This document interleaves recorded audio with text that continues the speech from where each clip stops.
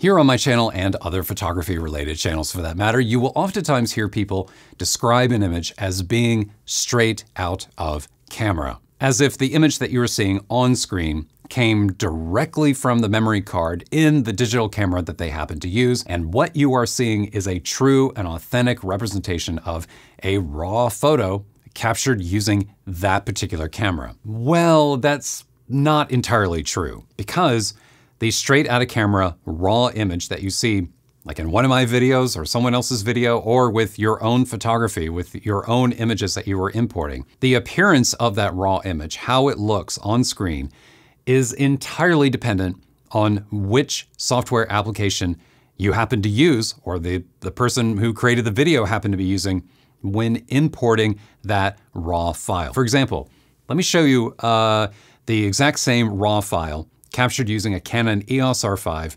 imported into different raw photo editing applications. This is a straight out of camera raw image imported using Adobe Lightroom. This is a straight out of camera raw image imported using Capture One, imported using DxO Pure RAW, imported using Canon Digital Photo Professional, and imported again using Affinity Photo.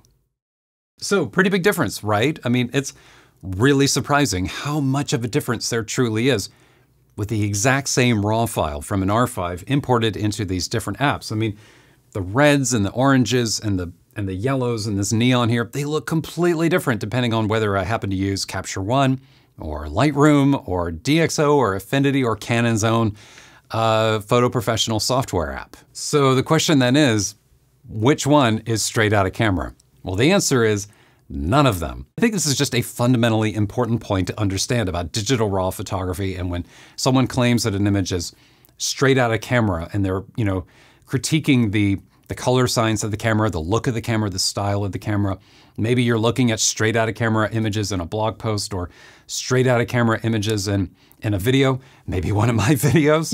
Oftentimes what you are seeing on screen can and will be different depending on which software application was used to interpret that raw data from the camera. So why is that? Like, why is there such a big difference between these applications? Like, what exactly is going on behind the scenes here? Well, the reason this happens is because, each application is developed by a different company, and each company has a different idea, a different opinion about how the raw data from the particular camera that you happen to be using should be transformed, how those zeros and ones should be stitched together and transformed into pixels to create a raw image for you to begin editing with. And everyone has a different idea about what is right and what is wrong, which means that nobody's right and nobody's wrong. So what can be done about this? Like, is there anything that you can do as a photographer with a digital raw camera? Is there anything that you can do to create an image, or to at least begin editing an image that more closely resembles the manufacturer's intent? Like the brilliant people the designers and engineers who created the camera that you're using. Is there any way that you can get a more authentic and true baseline for you to be working from? Well, there are a couple of interesting things that you can do, and I'm going to show you a couple of things in Adobe Lightroom, and I also want to show you something in Capture One as well. Okay, so here is the same image that you saw just a minute ago, and I want to begin by drawing your attention to the top of the Develop panel, where you will see the Adobe Color Profile. Now this Adobe Color Profile, this is the default profile used by Lightroom. This is what is used when you import a raw image into Lightroom, and all those zeros and ones from that raw file are transformed and are translated into pixels, and thus into an image that you see here on screen. Now, if you've been using Adobe Lightroom for a while, you may recall a time in which Adobe Standard was the default profile. Well, the interesting thing that you may not know about Adobe Color and Adobe Standard is that they are actually, behind the scenes, they are two different things. Adobe Standard is a digital camera profile. Inside of Adobe Lightroom, there are hundreds of these digital camera profiles.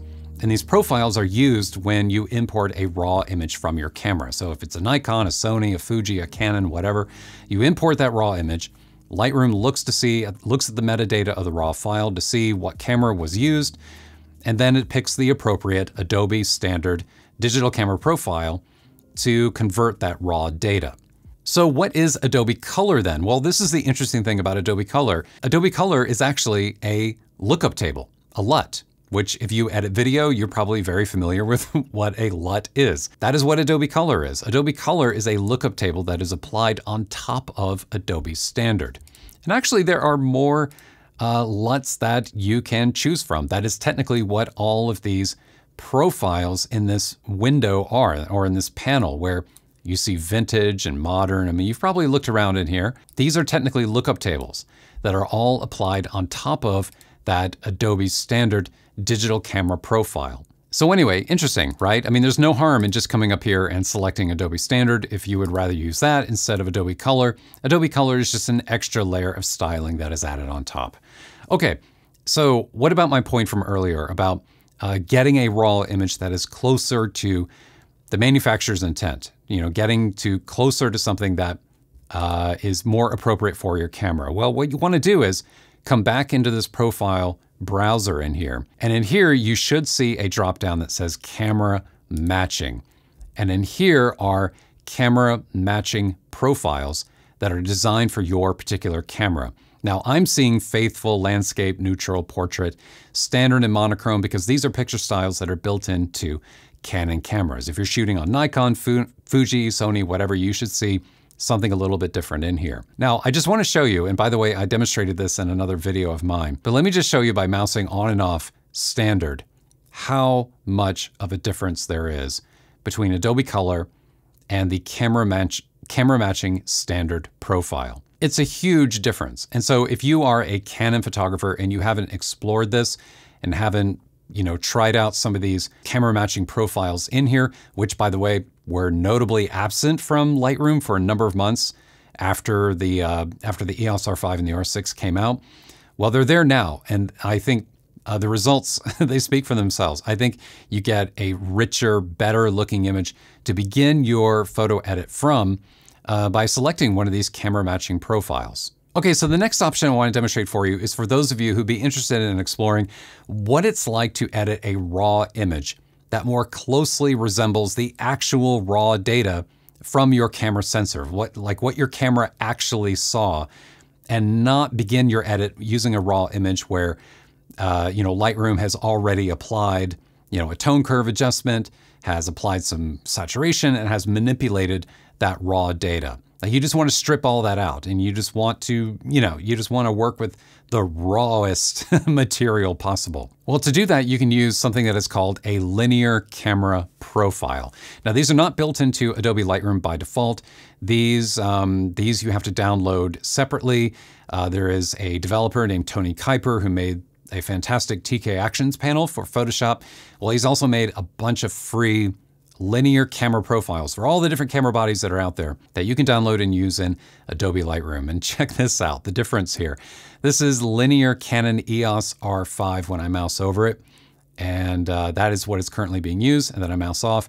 And now we're back to Adobe Color and Standard. And now you can see like how much manipulation Adobe Lightroom actually does to that raw data that comes off of your camera. So, when you're editing an image and you come down here and you hit this reset button back down here at the bottom, you're not actually going back to that raw straight out of camera data from the camera. You're actually going back to Adobe's interpretation of that raw data. So if you want to get to something that is closer to the actual zeros and ones from the camera, well, you want a linear camera profile. And some photographers prefer linear camera profiles. Like they prefer starting here so that there is less influence from the parent application from Adobe Lightroom, so that then you're able to come in and make your own tone curve adjustments. You're able to, manipulate the image however you want. Sometimes this can be good if, especially if you're working with pretty extreme dynamic range in an image. In this image, it's not much of a problem, but you'll see that, you really do have to kind of push the tone curve here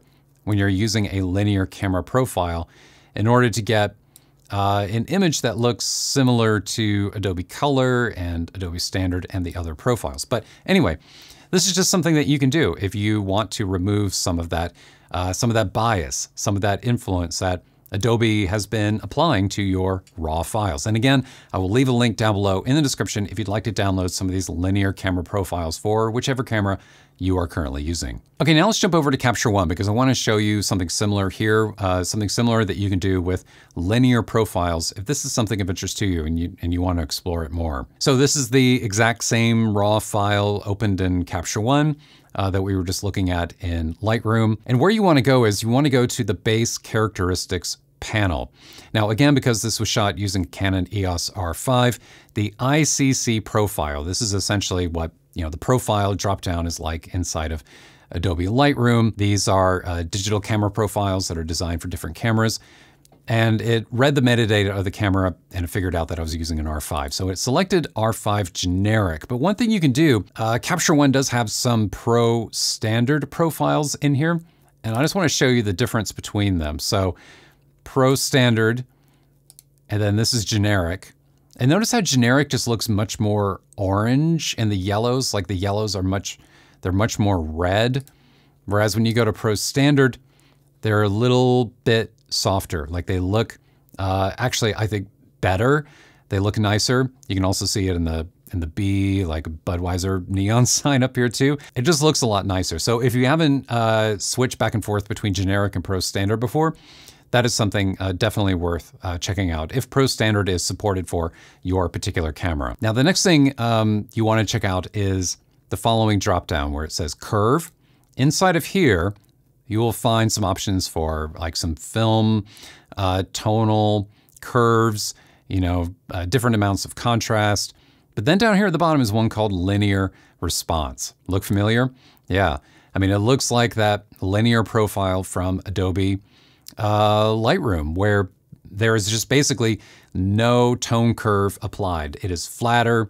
It has not been manipulated as much. So then you're able to come in and apply your own tone curve. Like you're able to use that as your editing point, which then removes some of that influence from your baseline raw image. So if you are a Capture One user, I think that is that's definitely worth something experimenting with instead of just always leaving this on auto. Try, flipping it down to linear response and using that as your starting point. Before closing out this video, there's one final thing that I want to mention for those of you out there who may be Canon users, of which I am one. One of the things that has really surprised me, one of the things that I noticed in this video and in other videos that I've been producing here on my channel is just how good Canon's free digital photo professional software is when decoding that raw data and when creating an image from that raw file from the camera. I don't know what it is that's going on behind the scenes. I mean, I guess it's not surprising considering that Canon developed both the software and the camera, and so you would expect these things to work well together. But I don't know. I mean, like there is just something going on there in Digital Photo Professional where the color is great, the detail is great, the images just look fantastic. And, more or less the camera matching standard profile inside of Adobe Lightroom looks pretty good and looks similar to what you get in Canon's app. And I think the Pro Standard profile in Capture One is definitely better than generic and definitely looks better and closer to Canon's app. But still, at the end of the day, there's just something about that Canon Digital Photo Professional image that looks really, really good. And this is actually why behind the scenes for a recent video on my channel where I was comparing an RF lens to an EF lens, the 2470 variable zooms, I used Canon's Digital Photo Professional software because I wanted to make sure that the images that I was seeing were as true and as representative as they could possibly be. And unfortunately, the really frustrating thing about that Canon app is the fact that it is like painfully slow. It is very, very slow. It is not the most intuitive application. It's just not a very usable piece of software. It is nowhere near as fast as, the other applications that I've been using here, which is really unfortunate. Anyway, if you're interested in seeing maybe the most accurate, the best interpretation of raw data from a Canon camera, download that free Canon Digital Photo Professional app, take a look at it, add a few images from your Canon camera to it, check it out, and compare it to what you're seeing in Lightroom or whichever other app that you're using. I think it's definitely worth the time. I don't know, maybe in the future, whenever I say straight out of camera again, maybe it'd be a good idea to mention or to clarify exactly where those images are coming from, because obviously you can get rather different results depending on what it is that you're using. Anyway, that said, hope you enjoyed the video. If you did, please remember to give this video a thumbs up down below. And if you would like to see more videos from me in the future, remember to hit the subscribe button as well. That's it. Have a good one. See you next time.